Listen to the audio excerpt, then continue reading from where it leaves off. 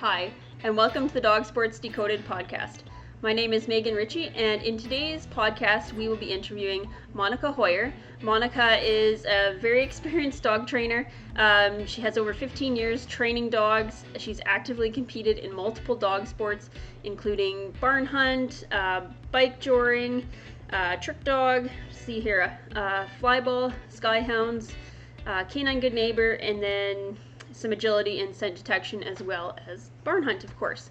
So she's been teaching barn hunt and competing barn hunt with all three of her dogs, and now multiple customer dogs, client dogs as well.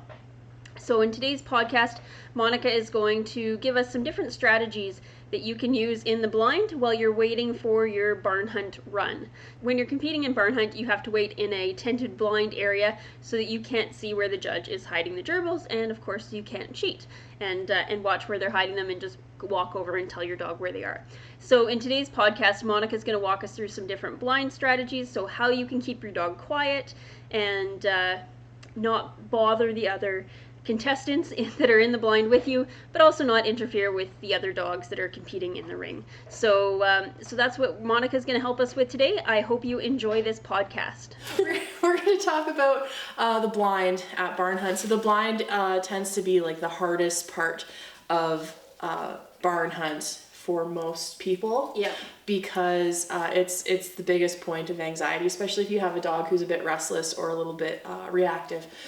The blind, restless, reactive, same thing. The blind can be a little bit stressful. Especially with big dogs, I would say. Like maybe my own complaint, but like you have a dog that takes up 3 feet of space in a room that's 10 by 10 on average. Yeah. So the blind on average is a 10 by 10 space that has to be enclosed on at least 3 sides.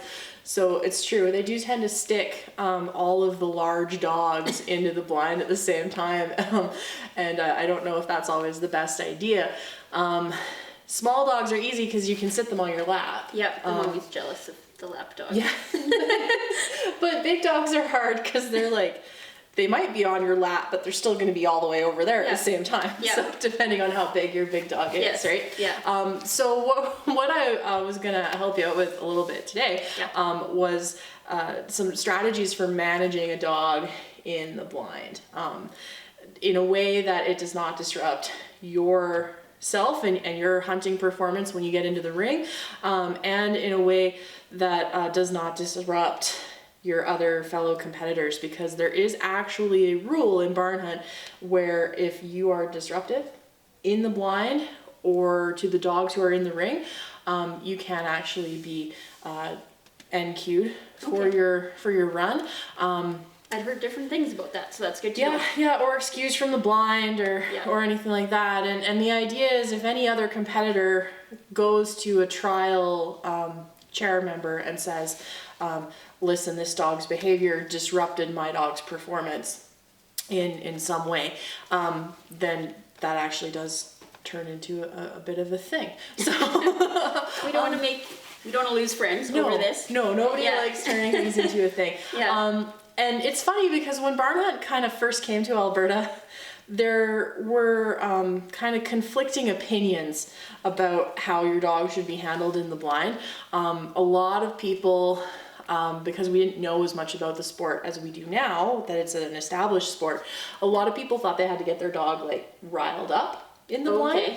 So the result for that was a lot of people standing in the exit to the blind when it was their dog's turn going, ready, are we gonna get the rat? Encouraging their dog to bark and yank on the leash, etc., etc. And for people like me who have a reactive dog, or a dog who hers is barrier related, so she gets frustrated when she's on leash, and for me to manage her for the next 15-20 minutes while we're sitting in the blind after she's had 3 dogs ahead of her ramping their dog up. Yeah, and it's just, it was not a good time, right? Yeah. So I had to come up with some strategies for her, which fortunately we have now seen sort of a shift in the barn hunt culture locally towards calmness in the blind. Don't waste your dog's energy in the blind. Keep them calm, keep them chill. When you're at the higher levels of competition, you're not in there for 5 minutes, you're in there for half an hour. Right. And if you have a dog that you have to struggle to control for half an hour, by the time you get in the ring, neither of you are thinking about hunting. No. So, yeah. So definitely, and you can't always just say, can I go first? No. Yeah. It's random. Yeah. You're not allowed to be placed in a certain order just because your dog is a monkey in the blinds. And I like that you brought up that kind of the newer, it being newer, the blinds in Alberta even, but to the sport, because a lot of us compete in other sports and we haven't seen blinds before.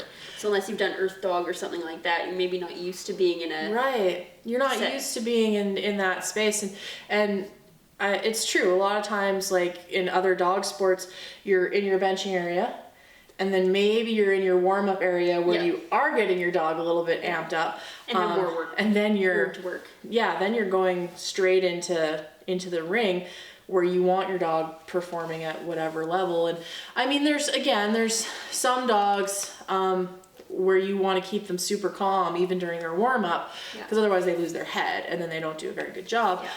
There are other dogs that maybe need a little bit of getting going. I know my husky, when we do nose work, I was letting him roll down the hill on the, in the grass and goof off, because that was keeping him happy. But definitely my border collie and my kelpie, I would be keeping totally like, let's keep our head in the game here. Let's not think about. And I guess if you do want to ramp up a little bit, you can do that once you get into that block. When you get into the ring, yeah. If you do need to ramp your dog up and get them a little bit excited, I would say though, like the reality is that most dogs don't need to be ramped up for barn hunt, unless they really don't like barn hunt, and then you've got a different issue. Then I would suggest that you take a different look at the situation and decide whether or not that's something your dog wants to do. Most dogs, the thing about barn hunt is the dogs who are loud and amped up and really excited to play are fun to watch, but they tend to NQ at a higher rate than the dogs who come in calm and ready to work. So a lot of the handlers in the early days that were getting their dogs really amped up to go play don't do that anymore, because they have learned that their dogs actually perform better if they go into the ring calm and ready to work versus screaming like a demon. So, what we were going to talk about today is strategies to keep your fellow blind mates happy, keep your dog occupied and calm while in the blind, so that you can get to work in the ring as soon as you get in there without complaints being made against you. Pretty important. Or getting dirty looks from the other competitors. And also nobody, complaining about your behavior behind your back, as sometimes you don't want a reputation. You don't want to be the deserved loud, or undeserved. You don't want a reputation with the. You don't want to be the loud dog in the blind. So we're going to talk about some strategies. So we're going to start with like reactive dogs, or just kind of go through different equipment? All of these things kind of work for every dog. Reactive dogs may have to work a little bit harder. But for the most part, these tools can be used on any dog to keep them calm and happy in the blind, because they have to sit there for quite a long time, and they know why they're there. So the first thing we talked about was space issues, because sometimes your dog is very large and the blind is not. I've got it covered in straw. But what you can actually do, that I suggest to a lot of people, because a lot of people have trained their dog in other aspects, to lay down on a mat. So anything will do. This is just a towel.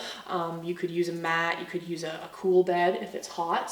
Sometimes the blind can be quite warm, because the dogs are excited and there's a lot of body heat packed into a small space. A towel or a mat or anything like that is totally acceptable to bring into the blind, and you would just put that on the floor in the space that you would like your dog to occupy. So it can be between your feet, it could be off to one side of your chair, and you're kind of just doing target training to target your dog to lay there. You're just and rewarding them for staying on their mat. So you would do the mat training ideally outside of the barn hunt environment first, because it's not exactly a high energy environment behavior to train. Yeah. But if you teach your dog to essentially park it on a mat, park it is the command that I have for it. It just means go lay on that object. go park it. Yeah. Ideally on your mat. And as long as they're down, then you can give them treats. So you're allowed to have items in the blind. You're allowed to have treats in the blind. You're not allowed to have, cell phones or things like that, but you can have things for your dog. You're not allowed crates. Crates aren't allowed. I have mixed feelings about that, because I feel like if you have just like a little pop-up tent crate and your dog will go in there and be quiet for 20 minutes, then I would have carried it. Or if you have like a little, kind of mouthy terrier, who would maybe be better in a crate under a blanket when you first turn. But I'm going to say it's probably a space issue, right? You can't have all of these things coming in and out. And it might also be a time issue, because I could imagine somebody taking a lot of time to fold their crate up and, and so that would be disruptive in and of itself. So a crate or a actual physical barrier is not allowed. I mean, you could, I suppose, take your towel and like hold it in front of your dog's head so that he can't look at the other dogs. But it's hard to hold the leash at the same time, right? And everything else. And I just see that turning into a bit of a fight. So so just lay your dog down on a mat, or have them sit on a mat, or that kind of prevents them from doing this kind of back and forth wandering thing. And it prevents them often from staring at other dogs, because sometimes it's just the eye contact, especially if you get a couple of females in there and they look at each other funny, then you have like 20 minutes a very tense they're blind, staring at each other. Because two female terriers saw each other in the corner of their eyes. So generally, like, you could have your mat down and then you would have your dog facing you, or that sort of thing. It just gives them a targeted place to go so that they know where they're supposed to be. Not so much so that you know where they're supposed to be, but so that they have clear criteria, essentially. The clearer the criteria, the more likely the dog is going to relax with it. So a towel or a mat can be handy for some dogs. So that's something I do, but I haven't brought a mat with me, but I have done the kind of lay down, whatever, feed treats, but it always takes more treats than I think. So maybe that's me, but I would say bring more treats than you think you need in there. Better to have more than not enough.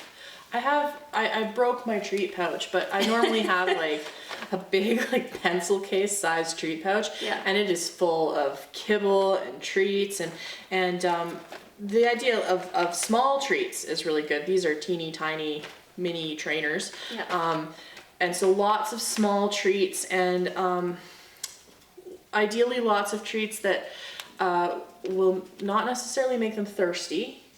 So lower salt. Not so dry. I mean, these are liver treats, so they're a little bit dry. Kibble's a little bit dry. I use both those things because they're like crack for my dog.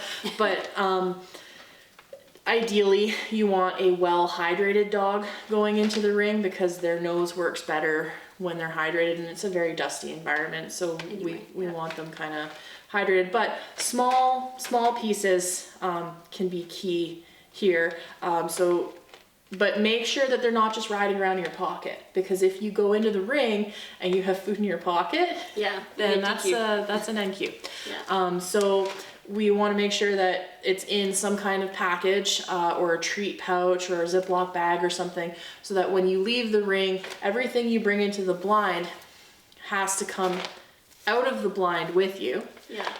So it should all be kind of compact enough that you can quickly pack it up when it's your turn. And then you leave it, usually there's a table, or you can put it down outside the ring, but you don't want to accidentally take your blanket or your treats or anything into the ring with you, because you'll be sent out and thanked for your donation to the club. So definitely consider compactness and ease of packing your things up, because you don't want to hold up everybody by having like an entire picnic set out. Yeah. Well, and I know when I go in, like my dog's pulling me, they're excited to get into the ring. So you don't, like, even though you got two hands, you know, you've kind of got one hand to hold on to your stuff that you have to take out with you. And even then, you might need both hands on the leash. So that's true. Be careful with what you have. Yeah, definitely. I mean, having it all in like a little duffel bag or a blanket's pretty easy. Instead of a blanket, I actually use, because this is dual purpose, I use what's called a snuffle mat. And I recommend these for anybody who has a dog who's remotely anxious in the blind. I think this should just be part of everybody's barn hunt kit, to be honest. Yeah. Is a snuffle mat. So a snuffle mat is a mat made out of a doormat, a rubber doormat, with polar fleece strips tied at varying lengths and thicknesses, so that it creates this poofy shag carpet kind of thing. Yeah. It's essentially a shag carpet. And what you do with a snuffle mat is you take treats and you hide treats in amongst the fleece, so that the dog has to sniff or snuffle through the mat to look for the food. And this does several things. For one thing, your dog is not staring at other dogs if they're focused on this. This is nice and heavy, so you just mark where you want your dog's head to be, essentially, with the snuffle mat, and then just leave it there, or I'll pin it under my foot sometimes. And then it slows the amount of treats that they're eating while they're in the blind. So you said you had trouble sometimes, you know, using more treats than you thought would be necessary. If your dog spends 40 seconds looking for one treat, because they can smell it but they can't find it, then you're going to go through a lot fewer treats. You're going to keep your dog super calm, because that sniffing and eating behavior is really calming for a dog, and you're just going to chill them out completely. So the snuffle mat was actually my secret weapon. My dog, I previously, in order to keep her from barking her head off in the blind, I had to stand in the corner of the blind. I couldn't sit. Had to stand in the corner of the blind, holding all 35 pounds of her with her head jammed into the corner of the tent, so that she couldn't see anyone and couldn't bark at anyone. And as long as I was holding her facing a wall, essentially, then she would be mostly quiet. Mostly. So that wasn't working for me. So I decided, okay, well, let's try this snuffle mat thing.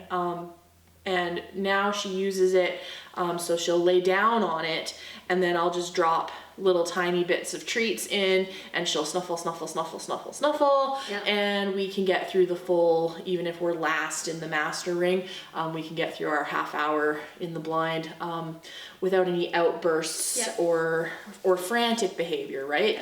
So she's not wearing herself out. She comes out of the blind totally calm and happy. And ready to work. And we have her little, people call it sometimes her pillow. So she's good. And this has basically solved all of our blind problems. Well, I really like that idea, especially for small dogs, because I'm fortunate I have bigger dogs, so it's not so bad to feed a lot of treats. Not ideal, but I can do it. But if you have a 10-pound dog, you obviously cannot feed them 2 pounds of treats while you're sitting waiting in your blind. So you can use a snuffle mat or something, and again, space those treats out there. If you feed too many treats in the blind and your dog upchucks in the ring, also an end. Plus, I don't do my best work if I've got a full stomach, so I'm thinking they probably not so much too. So that actually kind of ties into the next thing, which is water. So some dogs get a little bit anxious and they pant a lot and might be overheating a little bit in the ring.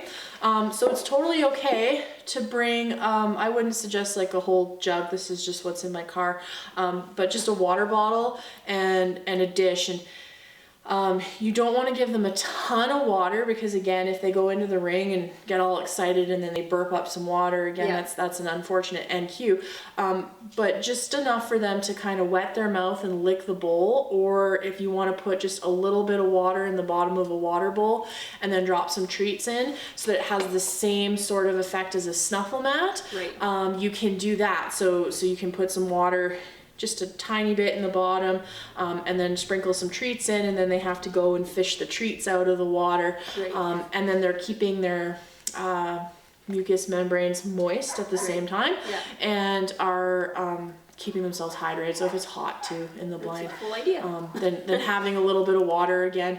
It's just, you know, a little bottle of water and a little dish, and I would suggest a towel as well at that point, because you don't want to leave a big puddle in the blind, and you might have to carry your dish out while it still has some water in it. So just be careful that you're not making the floor slippery for anyone else. But it's probably also a good idea if you use a lot of kibble as treats, because I know, like, we've done training classes and I was feeding kibble as treats. Like, Rig's always thirsty, so to be able to wet their palate, or even, like, say, to put kibble in there and let it float around, it's a little easier for them. Some people also use just like a mister bottle for those flatter faced dogs who might be getting hot in the blind or parched because they're eating so many treats, and they just lift their lips and spritz some water in under their lips, just to kind of cool them down and make sure that their palate is wet before they go in,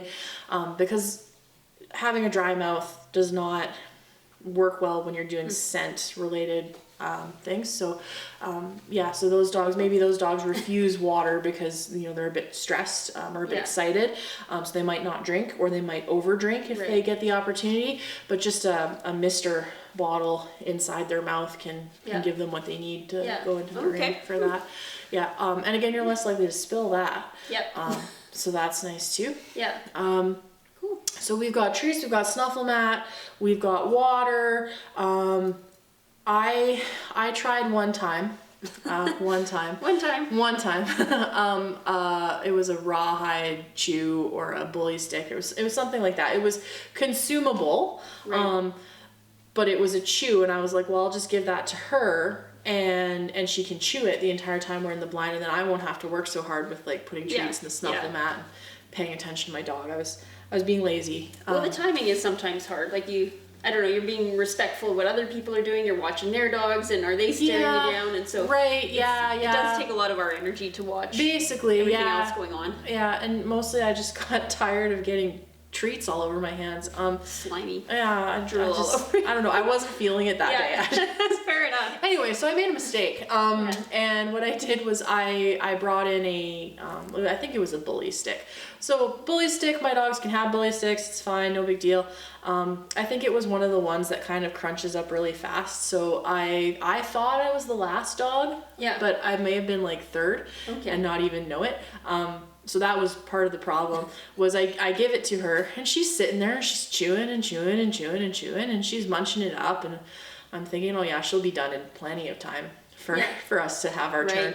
And then they called our name to come into the ring, and my dog is there halfway through a bully stick, and not too keen to leave it. Well, you know, she's nice that way. At least if it was one of my other dogs, I may have lost a finger.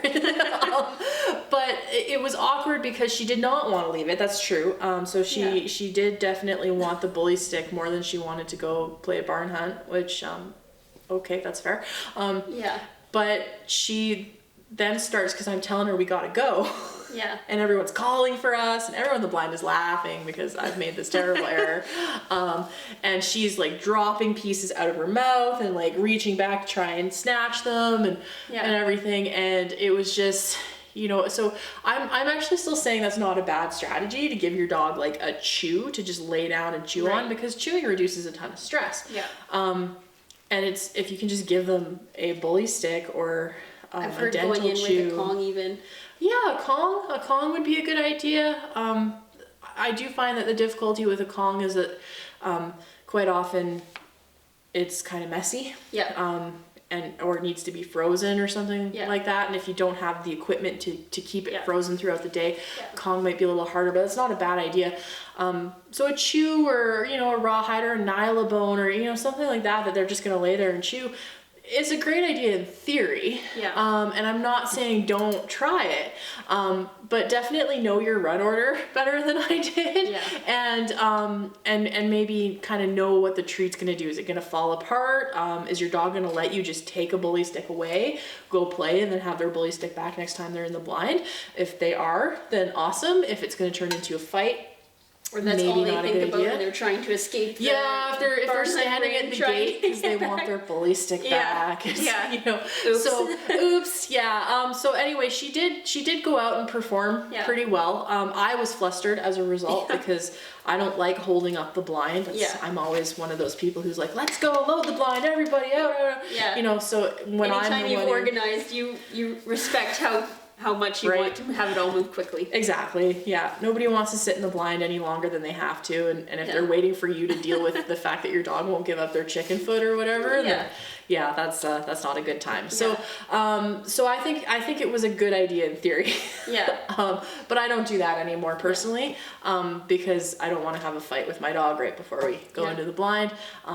And I don't want them bolting food either right before we go in the blind. Like if they think you're going to take it away, so they swallow it really fast. Right. I don't want to do that either. So I guess like a dental stick or something like that, even be something they'd eat faster if you were the first one in. Yeah, something like that. And again, I mean, it's hard to tell. If my dog's first one in, then I probably wouldn't bother with it at all. Unless they're the kind of dog that lets you hold on to the other end so that you can just quickly take it away and put it in your treat pouch.